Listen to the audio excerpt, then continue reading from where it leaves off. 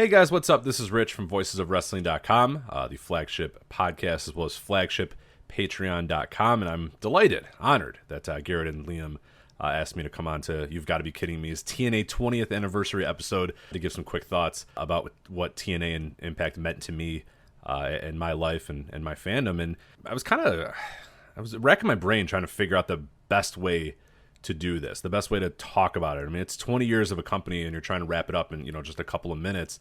And I don't think there's any one singular memory to me about Impact, but my fandom and my relationship with that company is very interesting because, obviously over the course of 20 years, my life has changed tremendously in that time as well. The first 10 years of TNA, I was a fan, and I'll talk about that in a bit, how my fandom kind of ebbed and flowed with TNA for a multitude of reasons. And then the last 10 years of, my life and watching, TNA and Impact, I've been doing it mostly as an analyst, as somebody who runs a wrestling website, somebody who hosts a wrestling podcast. So it makes, the way that you watch it and the way that you consume a wrestling company and think about a wrestling company all that much more different. My fandom with TNA, it began not with the weekly pay-per-views. I couldn't, at that time, I couldn't really afford them. I was just thinking, I don't know. I'm looking at some, I followed the results. I followed some of the other stuff. I knew about it, but I was not going to order these weekly pay-per-views or whatever. And, the days of pro wrestling piracy weren't, as prevalent at that time too, or you were most likely going to get a virus if you downloaded something off of Kazaa or whatever. So I just kind of said, I'm good. I don't really need to watch this company. It looks cool, it looks interesting, but I'm good. Then when they go to Fox Sports Net, that kind of changes everything, because then I'm saying, okay, wait a minute. I get Fox Sports Net. Why the hell wouldn't I watch this show? Why the hell would I not get excited about a pro wrestling company that does look like it has some pretty interesting talent on there? Why would I not get excited about watching that? So that sort of opened the doors once I got on Fox Sports Net, where then I was watching every single episode. I was taping every single episode. I was ready to go. And what I'll always remember about that period of my fandom in TNA is how it really showed me where my friends, at that time, I think I was high school still, where my high school friends were, and where I was in our pro wrestling fandoms, because I was like, holy shit, guys, you got to check this stuff out. It's Amazing Red and Christopher Daniels and Sabin and Shelley and AJ Styles and Abyss and this, and there's Shark Boy, and I was so excited about all the guys on the show because they were all new and unique and different. And so many of them did stuff, and Petey Williams and the Canadian Destroyer. So many guys were doing stuff, that I had never seen before. And it was the type of wrestling that I really liked. I obviously watched during the Attitude Era, as many of my friends did, but I kind of gravitated more towards the technical wrestlers, WCW Cruiserweight division, your Dean Malenkos, your Chris Benoits, those sort of types. So then when TNA started and it's on Fox Sports Net and they're, predominantly featuring a lot of those great in-ring wrestlers, I remember telling my friends, like, oh my God, you guys got to watch this, you got to check this out. And they were all just like, I don't know. Who cares about wrestling anymore? And I'm like, no, this is great. And that is the moment when I really kind of decided, oh, they're kind of done with this. They're done being wrestling fans. They were WWF and WCW fans. WCW goes away. They kind of hang on to WWF a little bit after that, but then they're pretty much done and they're pretty much out of it. And I wasn't. And that was a major turning point for me in my life, where I just decided, oh, okay, well, I guess I'm just like a hardcore wrestling fan that is going to consume anything and wants to consume anything and wants to see stuff that he's never been able to see before, and new wrestlers and a new company, all that sort of stuff. So that'll always remember it being a very divergent moment for me and my friends who I grew up watching wrestling with.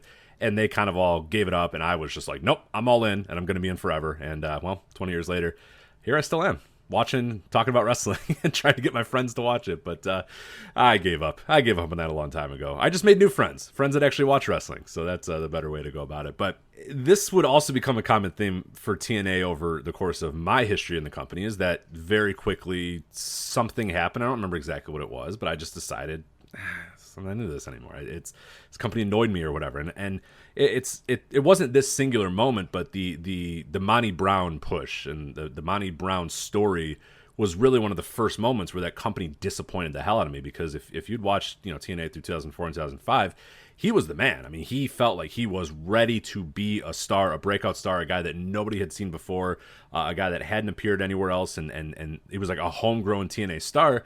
And it felt like he was ready to go. He was going to beat Jeff Jarrett, and then he didn't.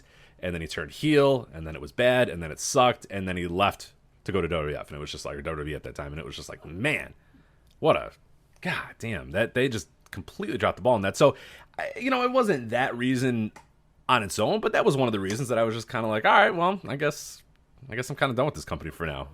And what also happened too, and this was a constant in TNA's history, is they would showcase a lot of really, really cool talents. Like I mentioned, the guys before, Amazing Red, AJ Styles, those sort of guys that I was like, holy crap, these guys are awesome. And what happened is when I decided that I was kind of bored of what TNA was doing and I was annoyed about some of the booking and some of that stuff, I then discovered the world of, wait a minute, here's Ring of Honor. I can watch AJ Styles and Amazing Red and CM Punk and Samoa Joe.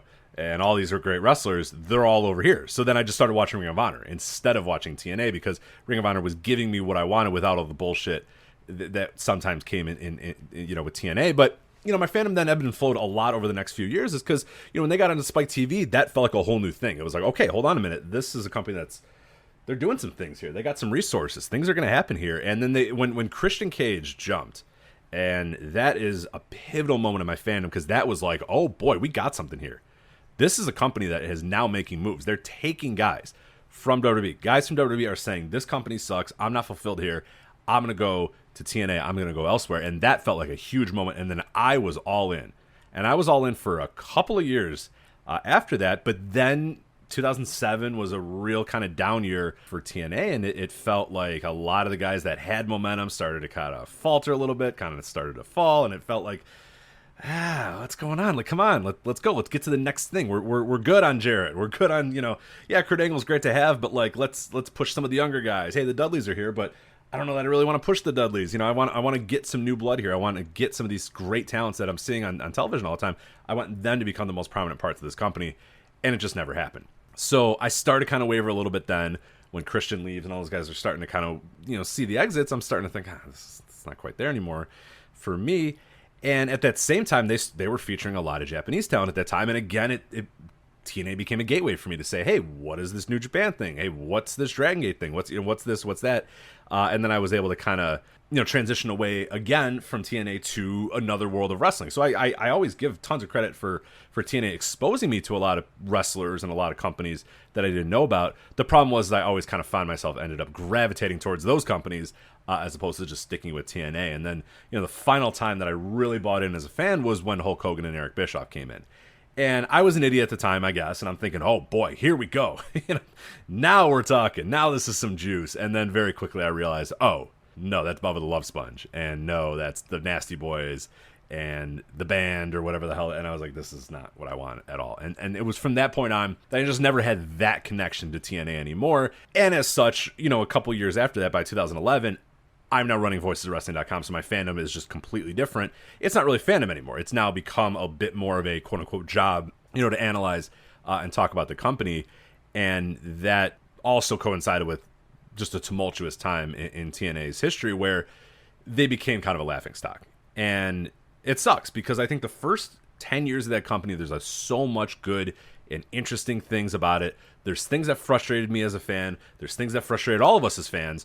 But there was something to sink your teeth into with most of TNA before that point. After 2011, things just fall off the deep end, and then they become a laughing stock, and they're running out of money, and they're doing this and they're doing that, and yet Billy Corrigan, and then Anthem bails them out, and they're on Pop, and they're on Pursuit, and they're bouncing all over the place. The Dixie Carter emails, they just became a laughing stock. And post Anthem, they've been very stable, but at the same time, it's been kind of a boring run in TNA. And I find myself obviously still watching a lot of the shows and still analyzing a lot of what they do, but they're boring. But I guess in a good way. I guess boring is okay for TNA given where they were really from the start. I mean, and that's the thing that I more than anything wanted to kind of wrap up here with is that TNA from the beginning should never have lasted. It shouldn't have lasted 6 months. The fact that they got to 20 years is insane. It was a terrible business model ran by terrible people that didn't know what they were doing. They put horrible people in charge, and I'm not talking about the Jarretts. I mean, they weren't great, but I'm talking about more of the other ends of the business that were just awful businessmen, literal fraud taking place within the company, and it should not have lasted. It should not have lasted past. Bob Carter should have looked at it and said, no, I'm not giving you money to keep this stupid thing alive. No, get out of here. Go away. And it's done. And then it's over, and it never is thought of or spoken of ever again. But obviously that doesn't happen. Dixie Carter's in charge, and then they go on for years and years and years under that leadership, and then obviously under different leaderships. And it made it 20 years. And that is something that a whole lot of wrestling companies can't say. It's outlived what anybody thought. Anybody in any... I mean, I'm pretty sure on the Flagship podcast, we predicted that like Rockstar Spud was going to do a beer bash when Impact went to the UK, and I forget even what year that was because it was so long ago. And they're survived, and they're still going. Are they thriving? Nah, maybe they're not thriving, but they're surviving, goddammit, and that matters, and that means something. So yeah, I mean, I have a lot of really good memories about TNA. I just wish I had more. And I'll always say this, is that if and when the time comes that TNA does go away, or that Impact finally does go away, there's going to be a lot of hidden gems. People are going to discover a lot of great stuff that happened in TNA and Impact Wrestling history, and I think maybe it's a good time. Maybe this 20th anniversary is a good time to kind of let go of all the negativity, let go of all the things that kind of disappointed you in the past. Me, the Monty Brown thing, me, Christian Cage leaving, me, these little dumb things that I kind of got hung up on, all these years ago. Kind of let those go and just kind of start focusing on the good times and the good memories and the good matches and the good wrestlers and the good things that TNA did, because there's so much good stuff out there. And the days of kind of LOL TNA, we're kind of past that. We've had 5 years of relative stability from the company, so maybe it's time that we really do embrace the great TNA and Impact. And well, there's still a shit ton of bad, and that's why you have episodes and shows like You've Got to Be Kidding Me that do a great job of highlighting both the great matches and the insane, terrible, sometimes laughable things that they did as well. So congratulations to Impact for 20 years. And it's been a ride. It's been a roller coaster ride for all of us. But yeah, they again, this company should not have lasted 6 months, and they got to 20 years. So congratulations to TNA and Impact. And yeah, I'm excited to listen to this episode, see what other people's memories are. And just want to say, since they're on the Voice of Wrestling Podcast Network, time for a cheap plug that Garrett and Liam do just an incredible job with You've Got to Be Kidding Me. When they pitched me on this show and said, hey, what do you think about this show? Immediately I was like, are you fucking kidding me? Of course. Yes, do it. It's going to be great. And it's better than I even advertised. I think Garrett and Liam do an incredible job together, and I'm excited to see where the podcast goes over the next many, many years as TNA gets even more wild and even more crazy as they're covering it. So I want to thank Garrett and Liam, of course, for You've Got to Be Kidding Me. And yeah, I'm out of here. So thanks, guys. Appreciate you listening for a little bit. Take care. Bye.